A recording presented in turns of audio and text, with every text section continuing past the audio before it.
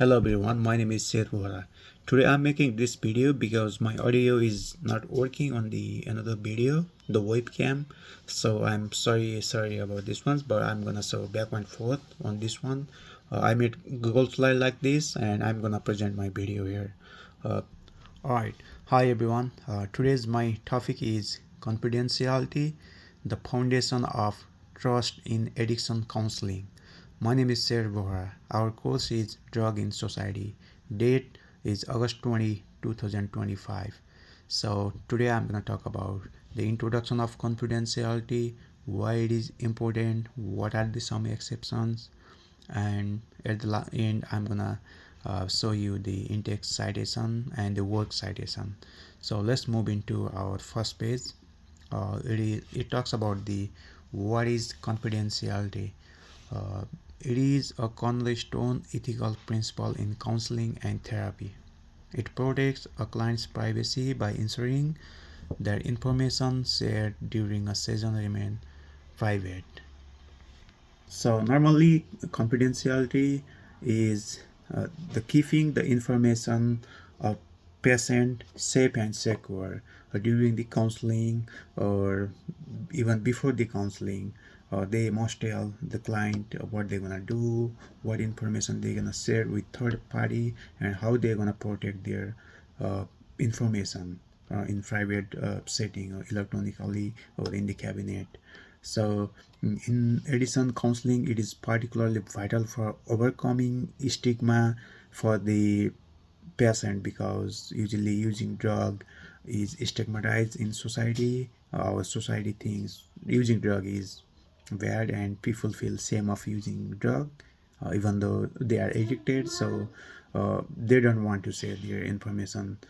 Even sometimes I see the patient even don't want to tell other people they are getting counseling or they are getting help from the hospital because they want to keep it secret and private.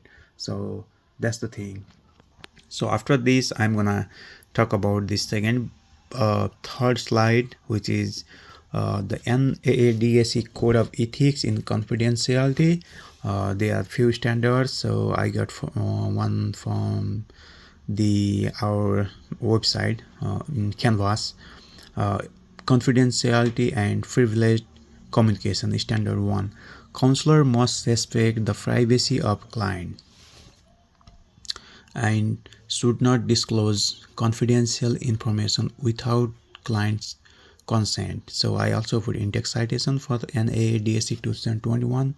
The NAADSE Code of Ethics defines specific exceptions, which are the only times a counselor may break confidentiality. While revealing the information, a counselor should let the patient know or should get the informed consent from the patient while revealing their information. So this is the ethics because counselor must show their working ethics with the patient. They should get written or verbal. I think now usually we do both verbal and written consent, so they must get verbal and written consent before revealing any information. After this I'm gonna go into my next slide. So my next slide is going to be confidentiality in practice from season 2 record keeping.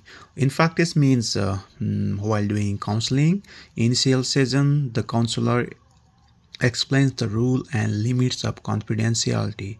This is a crucial first step. During counseling, all verbal communication, notes, records, tapes, and any videos should be treated as confidential. A record, all the records keeping safe and electronically. Client's records are stored securely either in a locked cabinet or passcode protected electronic system. A case consultation, counselor can discuss cases with supervisor or peers but without revealing any identifying client information.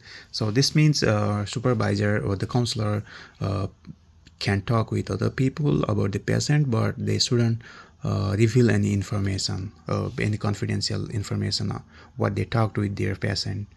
So after this, I'm gonna move into the limits of confidentiality. There are a few exceptions to the rule, even though they must keep confidential in all the settings. Some exceptions are harm to self or others. If a client reveals an uh, intent to harm themselves or another person, the counselor has a legal duty to warn and protect. Child or elder abuse neglect. All 50 states have mandatory reporting laws. A counselor must report any suspected abuse or neglect or to the court order or medical emergency. If the counselor get any court order or medical emergency, they can share the information needed from the hospital or from the lawyer. These are few exceptions. They can reveal the information without consent. If patient get unconscious, they should. Uh, they can share the information. So after that, I'm going to talk about the modern challenges to confidentiality. So technology and privacy. Nowadays we talk about telehealth. This is most used program in the United States.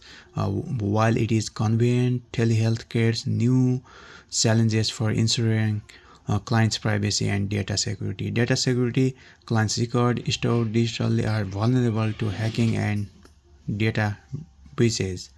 Social media, counselor must maintain professional boundaries and avoid any digital interaction that could compromise confidentiality. And they also shouldn't share in their Facebook, Instagram, or any other social media what they're doing with their patient, or even the patient photos or other information they talked while in the counseling setting.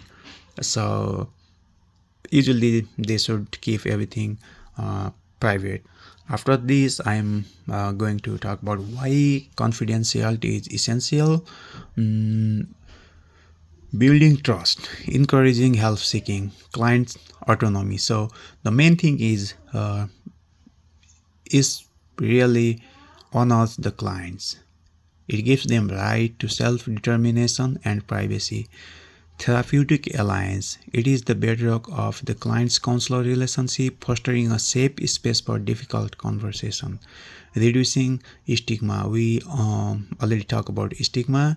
By guaranteeing privacy, it encourages individual to seek help for substance use, which is often a stigmatized condition. It's also important for professional integrity. Adhering to confidentiality demonstrate ethical responsibility and protects the reputation of the profession, because counselor usually shows professional integrity, so they shouldn't share any information. That's the essential thing in all the sitting. They usually know this. So this is the conclusion. Confidentiality is a non-negotiable ethical obligation. It is not an absolute rule. It has clear legally mandated exceptions.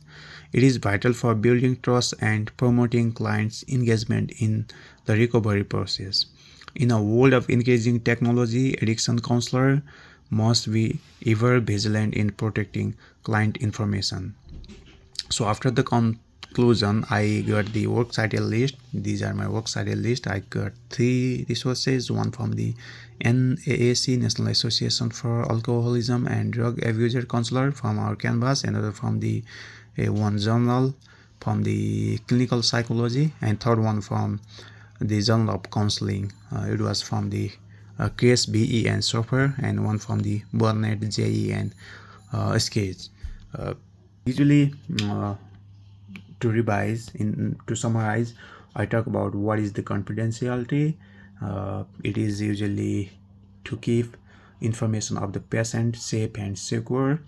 So if they need to reveal, they should get the patient consent, both verbal and written. It is essential in the modern setting, because patient don't want to share their information. Usually in the drug cases, they feel they feel discomfort sharing information, so everything should be secure. There are NAADAC ethical codes also to keep to be professional. Counselor must be professional. They show their professionalism, so they must keep the information safe and secure. Thank you for listening me and watching my videos. Thank you so much. I made this kind of videos because my webcam was not working. That's why I got a little bit late. Thank you so much and have a great day.